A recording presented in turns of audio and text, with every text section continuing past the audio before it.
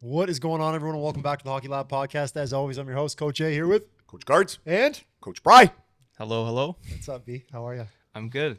Things are good. Welcome back. Thank you. So I will have to go back and check One of what the episode originals. number you're on, but it's got to be an early one. It's got to be like 3 through 7, maybe. yeah, something like that. 3-7. One of those episodes. One of the early ones when, Yeah. we didn't know what we're doing. Although, yeah, We still don't. it's arguable. It's always just a work in progress. We're getting there. Anyway, thanks for being on. Appreciate it. Little bit of a lull now coming off the off season. Yep, certainly a busy time of year. You were back on the sheet though last week. Yeah, nothing to write home about. Yeah. Don't want to talk about it. almost put himself out for the season in Yeah, the first shift. almost ended almost ended early. What you went to the boards? No, just right in the center of the ice. Oh, center ice. Yeah. Just like Just reached, caught an edge, and fell funny. okay. I Yeah. thought it was in. Then he records. limped for like the next 3 shifts. I was like, bud, you shut it down. He's like, no, it'll be fine. It's getting better. Just Wolverine. I did score after that. Wolverine. It's healing. I saw the skate was canceled this week. Not that easy. Not that easy to run. yeah. Somebody came that up with a good easy. idea. Everybody should have like one sub. So like I have my sub, Your replacement. my replacement. So it's like a replacement player. So if you can't make it, you know your replacement. send player. your replacement? You send your replacement, and everybody's okay with that guy. Right. You know, Right. So everyone needs to. We just need to audit another 12 guys. Yeah. Yeah. just on standby. All I know is that it's not that easy. So. Yeah. The new GM is already in hot water. Yeah. Yeah, Yeah, he struggling. Yeah, not unsurprising. But anyway, enough about pickup men's league hockey. Although everyone ends up there at the end of the day, so it doesn't matter. Let's chat about a few different things.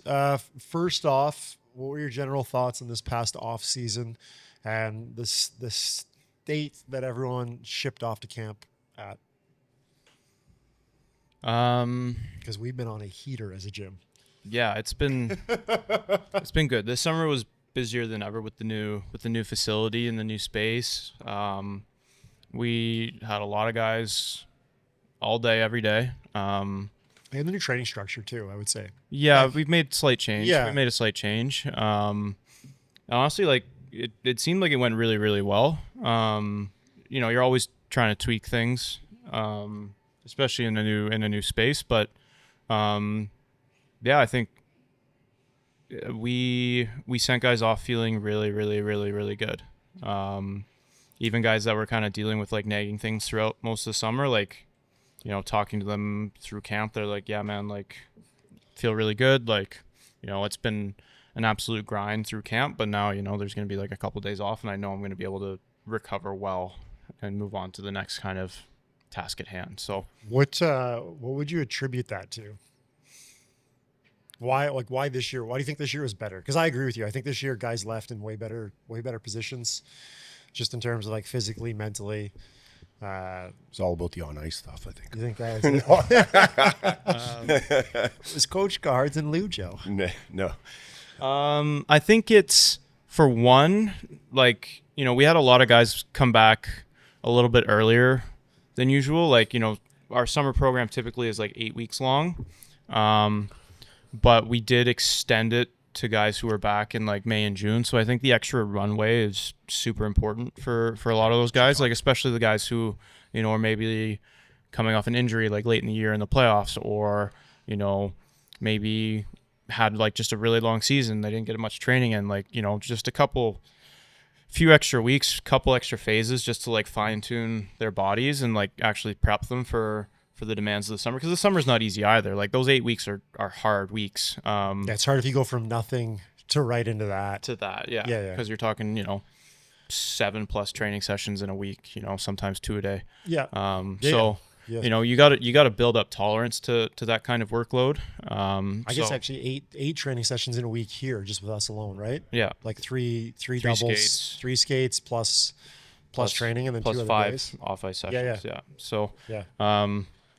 I think, giving the guys the opportunity for extra runway, and then I think just, managing guys a little bit better, in terms of, do you need extra? Do you need to change this? Like having those conversations and and making sure that guys are like comfortable having those conversations as well, you know, because like sometimes it's like, oh, like I gotta just like work through whatever it is, and it's like, well, no, like this is kind of like a marathon, right? Like we're not setting records here mid-July. It's, you know, it's come camp time or come season time, come, you know, Playoff April time. of next year playoffs. It's like that's when we are setting our standards or our best, right? So it's a long journey, and there's, you know, peaks and valleys through that, but it's about kind of managing and, you know, keeping it status quo for the most part.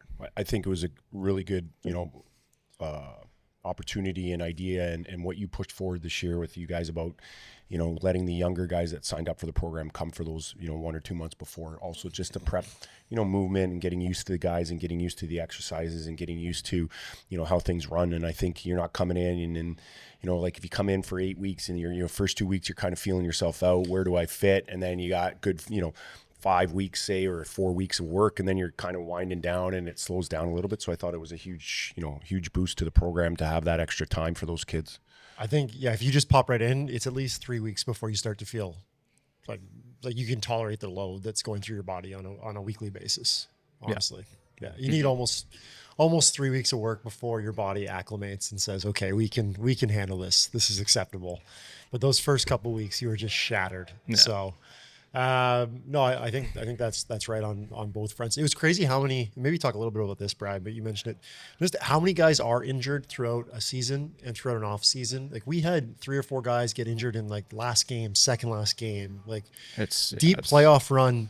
Like brutal. Goody's a good example. Like That's a tough phone call to get. Yeah. awful, but he gets hurt with 2 games left or one. One, I think. Like one, maybe One. I think they in the final series. Yeah. Like I think maybe, you know, if they played I think 5 games, it was like game 2 Yeah. or game 3. I think it was game 3 because he flew home, got assessed.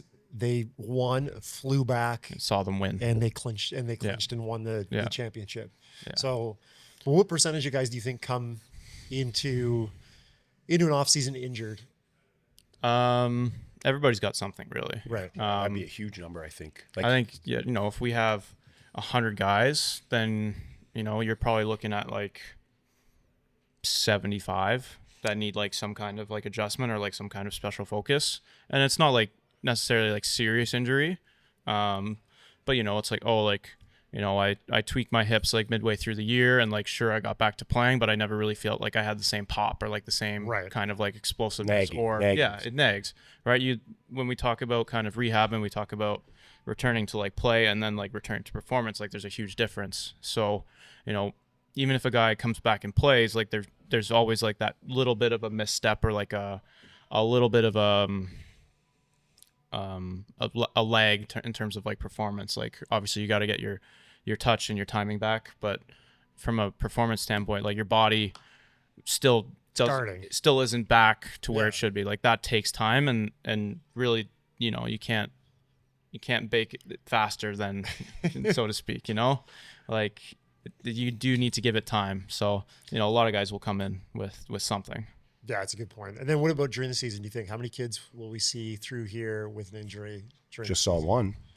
Well, it's not. Yeah, I think it's more along the lines of like, you kind of nip it in the bud, right? Like if someone's like groin starts to act up, or you know their hips start to get tight, or their back starts to kind of go, you know, it's you know, you're not going to miss games, you're not losing man games or what have you, but it's just like, you know, as soon as it kind of starts in the middle of the season, like you got to be right on top of it, because it snowballs really, because the volume only goes up. And sometimes I notice guys will shut down, like, oh, I'm feeling this, I'm not going to train, which is, it couldn't be the worst option. Like it's like, there's some small isolated instances where rest is important, but on the whole, like some sort of action is much better than nothing. You got to keep moving. What about you? Like, did you have any season where you were injury free in your 20 years of playing pro? No. Did you have any? How many of those years had like a significant one? Like not just like my hips bugging me or my back's bugging me. Blew my AC joint. I got hit as hard as I've ever been hit. Did my AC joint this first game of the year in Rappersville, and I taped it the rest of the year. Okay. Taped it down the rest of the year. I think I was concussed too. Oh yeah. So that, I didn't really know how bad it felt. And then I taped there. it so bad that it ripped my skin. You know when you put that spray on? Yep. Yeah. I had that one year, and then I broke my ankle. Yeah, that story's not for TV. No, but even little things like the weirdest one was like first round of the playoffs. The one year we won, I took a slap shot off the right foot and it broke my little toe. Yep. And you'd think, oh, it's nothing. And then I had to get needles for it to freeze my toe because I Every couldn't game. skate Yeah. every day. And like that was painful. The needles But were I don't think hockey's a sport. And it's like I try to tell the kids, even the young kids, like you're gonna get bumps and bruises, you're gonna fall into boards, you're gonna get pucks. It's a contact sport, right? Like if you want to do it and do it at a good level, you're gonna get hurt. I mean, it's like everybody says, right? If it was easy, everybody'd be doing it. But I don't think it goes through a season where guys don't get nagging injury. You see the load that they put on themselves, right? Yeah. Like I don't. If somebody says they're healthy the whole year, then maybe they're not mixing it in. Well, the style of play matters too, for sure, right? Right. Like, And guys are really good, like that can stay out of it. Like I'm Yeah. sure Paul Coffey and these guys that never Gretzky not, but like Paul Coffey and these guys that could skate and not get hit and like we're so good. Like I look at but Kucherov seems to get hurt, right? But it I just mean, happens. everyone, Yeah. it's tough. Yeah. So But moving, continuing to do something is important, right? Like even, if you break your arm, get on the, the bike and do stuff. and then just a preventative approach too, like we're talking about. Like you're nipping it in the bud a little bit, and then also you've already like the body only moves in so many different ways, and there's only like skating is pretty uniform across the board, right? So it's like we can probably guess what nagging injuries are going to come up. Right? Like there's a decent chance it's going to be your groin or your hip flexor, your low back, or like your shoulder if you play a physical game. Like, for sure.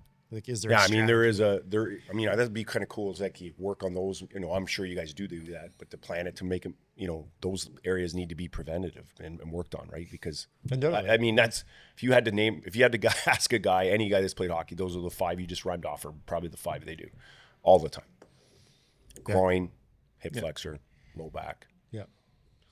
Okay, and then this is an interesting time too. We talked about this just a little bit, but guys go off to training camp.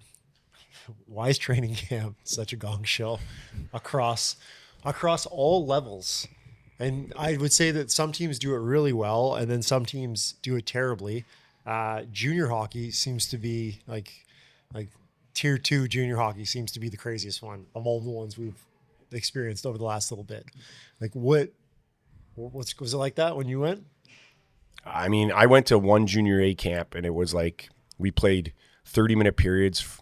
The junior coaches, the players from before coached us, and it was a gong show. I don't know. I look back at the pro time, even some of that's craziness. Like 3-a-days. I remember we did 3-a-days my first year. Like if you were the young guy, you'd go 2 days and then you had to go 3 a day. You're in great shape, but it was hard. It's hard. It does make sense. I think it's like almost like a test. It's like they want to feel the worth of their programming, so they just ram it down you. It's like run boot 12 camp. miles. When am I ever going to run? Like, Well, we were just talking about that right before. Go ahead, Bri. You can share. How many kids do we send off that had running tests when they got there? Oh, a lot. I mean, it's funny. Usually they come up to you like, a couple weeks before they go and they're like, hey, I just got like my testing. Like, I gotta run like 400s and each one's got to be like sub 70 seconds. And it's like, well, it's the same dude, as the skating. we haven't run 400s in 12 months. Like, you don't run. Yeah. You're not good at running. Like, how do you think we're just going to turn this on? Like, All of a sudden. yeah. I feel like there's like a trickle down effect where it's like, one guy went to one camp somewhere and they did this, and it's just like, oh yeah, this was a good test. This separated the good players from the bad ones. The men from the boys. The men from the boys, and Yeah. then ever since it just kind of lingers. And The mile test, like so many of these camps have a mile run test. Yeah. Just a mile run test. just a mile. We haven't ran all year. We haven't ran long distance for most of these guys all year. They just go out, they hammer the pavement on a mile run test. Yeah, And they feel awful after. yeah. I think I told this story before quickly, but my buddy was going to Kingston Frontenac's camp, and he had to run 2 miles. 2 miles. 2 miles. So, and in a certain amount of time. So he ran 2 miles every day and stopped. 2 miles, stopped. And then he had it. So we went to the cottage. We had the boys up for a weekend. We got up in the morning. We went for a run. So 5 of us started. Okay. One bailed out right on the one hill we talked about. So the rest of us are running. And he's running beside me, and I remember, and we're jogging. It's a jog, a run, but we're going pretty fast. He's like, "Where's the 2 mile mark?" I'm like, it's kind of just right here. It's this post right here. He's like, so he runs literally by the hydro pole, on the corner. He's like, "Man, I feel great. I think I can get going." Not after he says that, he takes 5 steps and just boom, done, shuts down, can't move. He's like, "I'm done." Cramps up. He was done. The body was only conditioned. He was only conditioned for like 8 weeks. That's It's a all he finely did. tuned athlete right 2 there. miles. 2 miles. And I swear to you, no word of a lie. He took 5 more steps and he was done. I just turned around, I'm like, "What's wrong, bud?" He's like, "I'm done. I can't go anymore."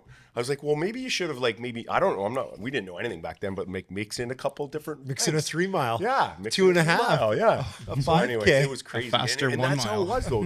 That's what it was stupid. Back then you were just like, okay, all I got to do is do well in the tests. What would you do for testing training camp if you were to structure it? Like, what do you think would be?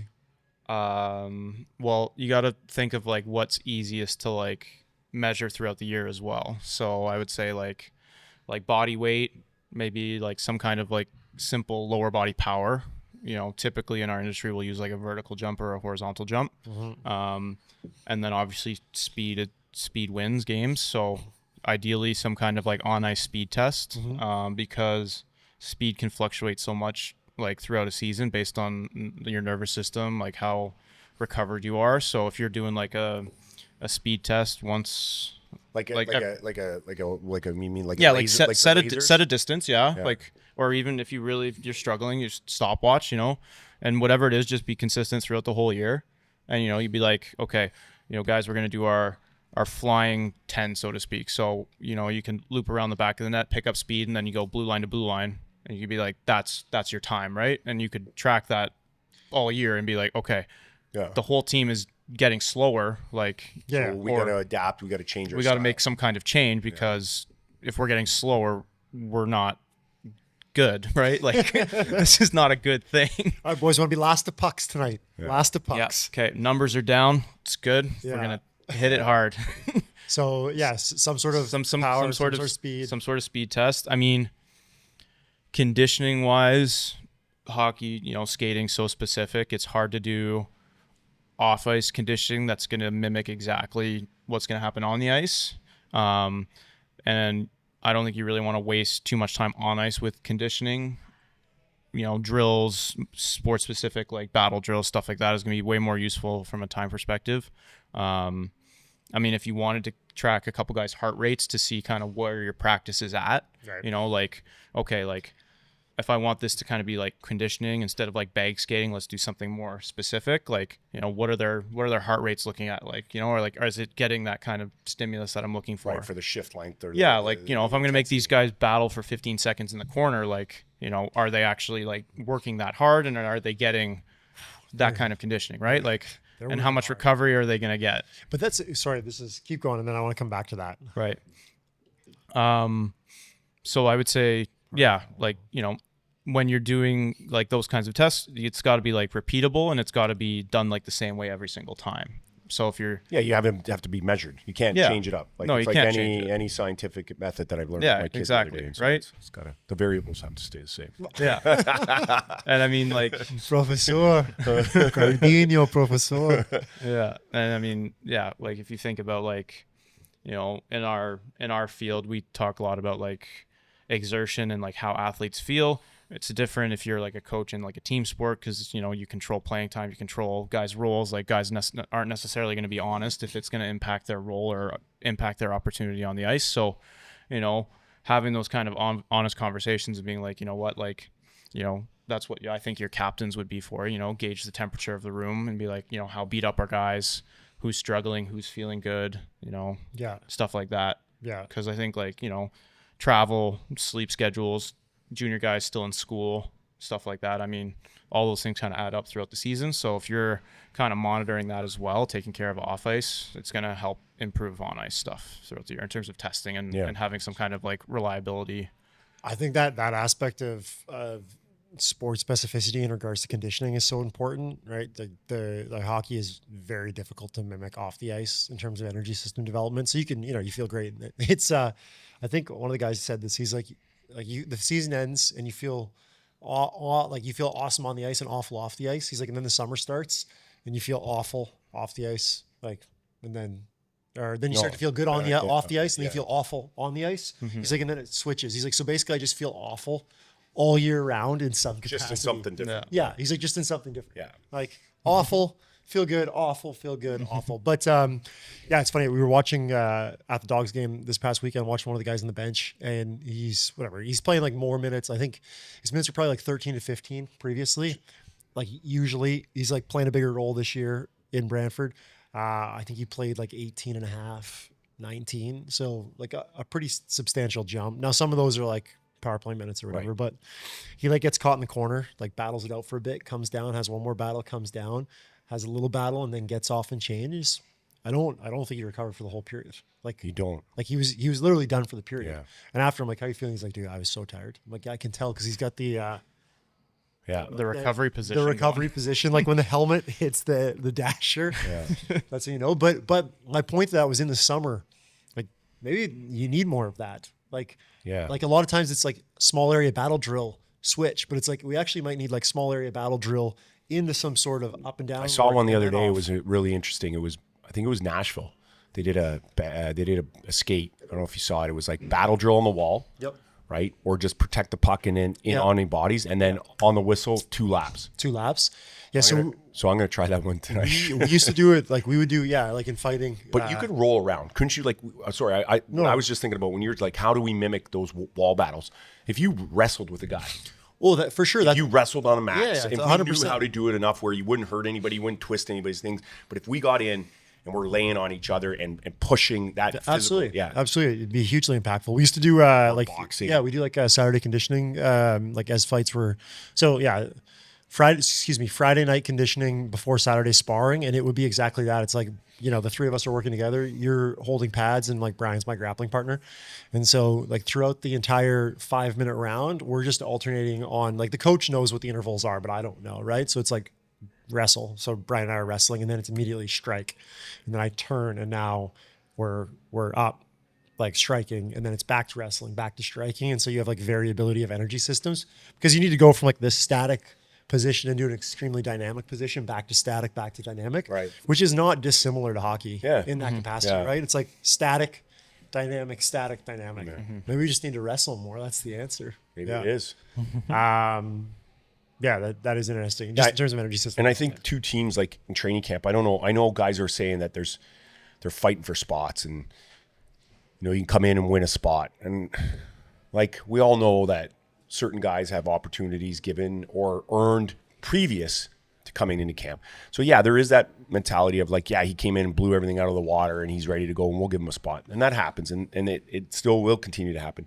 But I think it wasn't until like I figured out like, okay, my spot, I want to say my spot was safe, but until I figured out how to really travel through training camp, and our training camps were like 6 weeks long because you mix in games, but like you would go like shot out of a gun, and then all from the second week on, all it was a downwards trajectory of just getting murdered. Right. And then when training camp and ended and the season started, you were so tired. Right. And like teams should look at it, and I hope they do. It's like there should be build phases. Like we even had month phases where it was like week 1, 2 got harder, 3 got harder, and then 4 was recovery week, and then 1, 2, 3, and so you work it around your schedule wherever you wanted to start that.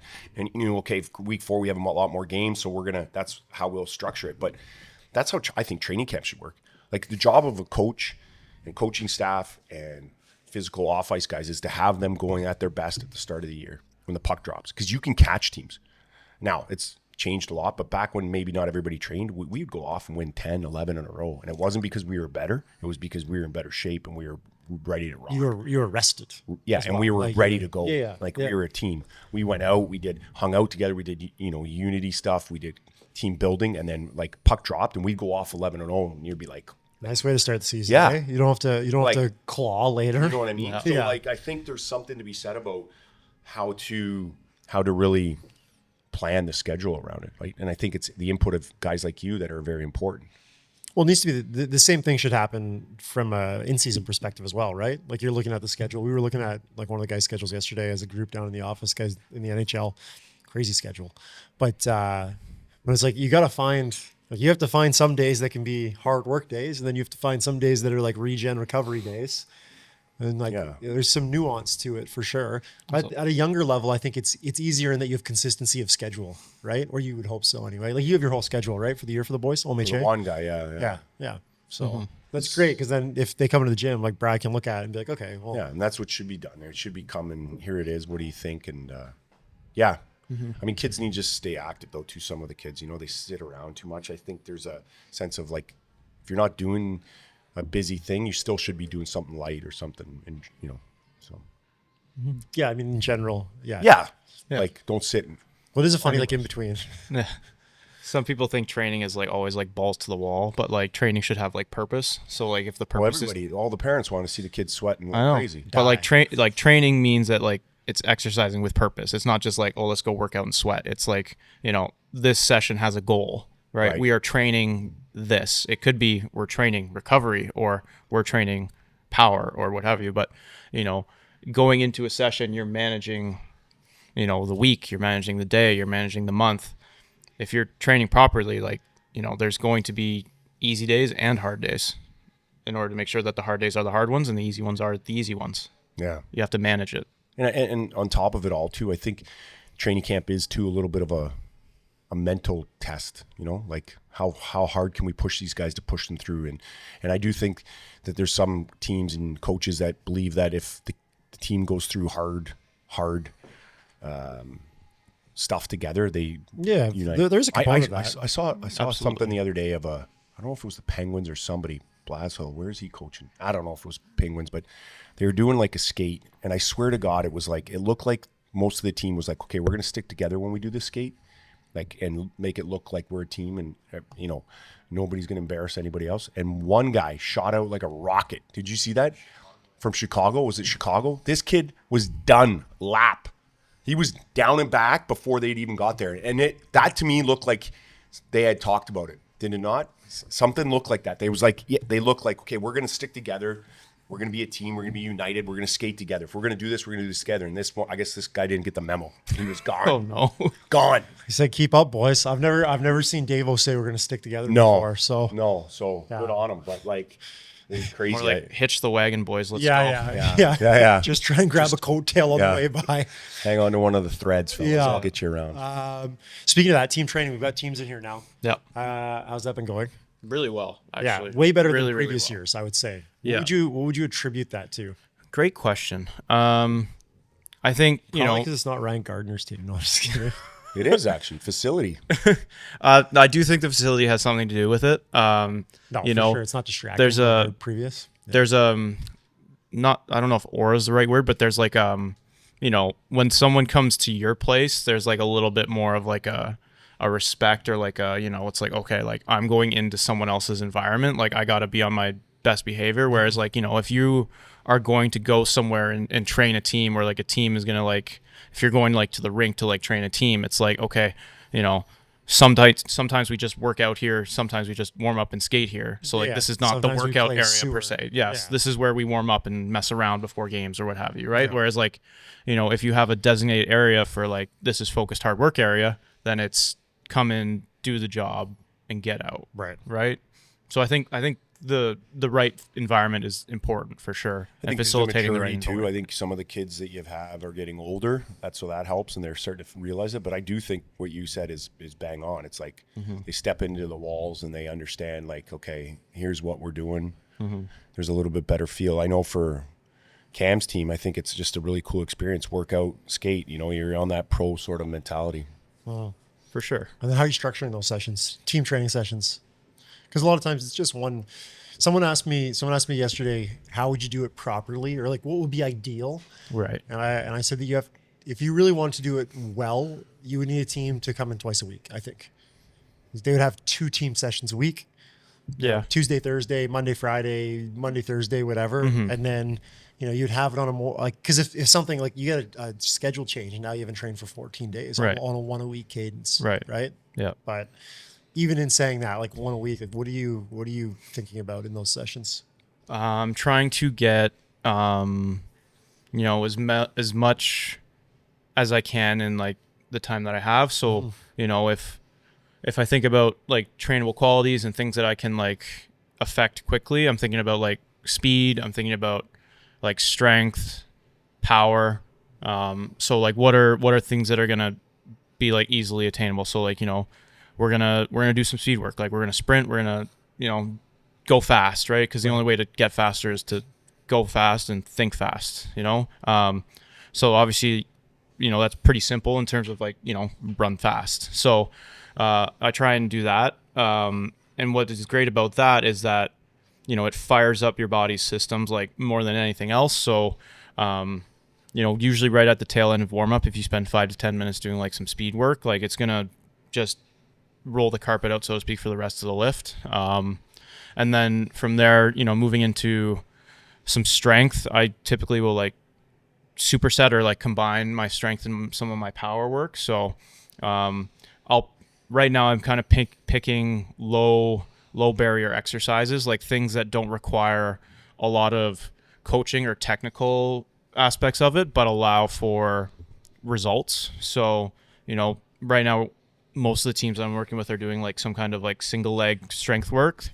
Low injury risk, low injury risk, requirement. low teaching, like technical ability isn't whatever, and like easily adjustable, and plus easy to build on as well. So, we're coming towards the end of like what I would describe as like the first block. We've been training now for 4 or 5 weeks. And now we're going to start to maybe transition to something slightly different for the next 4 to 6 weeks. And then my hope is we'll roll back to this again, but in a more progressed version of it. So, right. And to be clear, just to people listening, like just because we say easy, it doesn't mean the exercise is easy. No, like, easy to learn. Easy to learn. Like you can put a lot of weight on like a sled and tell someone to push it, and they'll find a way to push it and not get hurt. But if you put a lot of weight on like a barbell and you tell them to like squat it, like there's significantly more things that could go wrong. Even if the weight is the same on the sled as on the bar. Pushing 300 pounds is much different than squatting 300 pounds. Correct. There's a lot of different technical requirements for it. So when I'm saying like I pick low barrier exercises, I mean I'm picking ones that you can load in terms of weight or intensity relatively easy, and get good results from it quickly. So single leg is usually pretty good because it allows for maybe slightly less in terms of like the load required to feel some kind of training effect, but also with hockey players in season, like bilateral working can get a little bit dicey when it comes to like hips and low back and stuff like that. So at least early on, I'm kind of focusing on unilateral stuff, making sure that everyone's like moving well, and it kind of gets them familiar with the training process a little bit faster. And then from there, like I said, I'm probably supersetting with some kind of like power exercise. So right now we're doing like some like hurdle jumps with our lower body strength work, and then we're hitting probably 2 to 4 sets depending on how busy their week is, and then we're doing like a little bit of upper body work as well. Started relatively simple, even just with like some weighted push-ups, but just playing around with like the tempo, and we've been dropping reps every week to kind of allow the weight on their backs to go up, so we're getting a little bit more of like a strength effect. And then we're doing like other accessory work, like some rows, some glute work, some hip work, as well as like some core work as well. Right. So the session, if you're not including the warm-up, is probably like 45 minutes, and you send them off and they go skate. Yeah, with the warm-up, 60 in an hour? I mean, I'm in a position now like that I have a relationship with a lot of these teams where it's like, okay, like what's the rest of the week look like? Like last night we had a team, they played the night before, they're in a tournament, and then they play, another 2 games in 3 days. So they play 3 games this week. Yeah, because of their turn. Yeah. So it's like, okay, what are we going to do in this session? Well, we're going to do all of the same things. We're just going to do less of it. It's like, I know you guys don't want to feel sore. I know you guys don't want to feel like crap. I want you to have some jump when you hit the ice. So we're going to do all the same things that we've been working on and practicing basically for the past 4 weeks, but we're just going to execute it way better and way faster. So then you have already built the skill into it. You've built the technical ability, and then now you can kind of let the reins go and like let them go fast and like feel good doing it. So, maybe the lift becomes just like 30 minutes with a 15-minute warm up, but you still have sprinkled in all the things that you want to sprinkle in. We're good. But just less of it. I like it. I know you're on a tight timeline here. Got any questions before we wrap No, this? I think just my takeaways would be like for parents and kids, like, know your schedule, bring it in, and then have, somebody like Bri or yourself or That is a huge component. Bring your Yeah. schedule. Our kids bring their schedules in all the time. yeah. And Even our kids that work in in our EAD program, yeah. they just bring their schedules in. Here's my school schedule. Here's my hockey schedule or my soccer schedule. And, how can I best use this facility and this training to, make me better? Awesome. Yeah, for sure. All right, guys. Bri, thanks for being on. Thanks, Thanks for having us. Appreciate it. Or having me, I guess. There's not more than one of me, but All the thoughts in my head. yeah, me and my demons. Yeah. See you guys. See ya. Is that Kegger?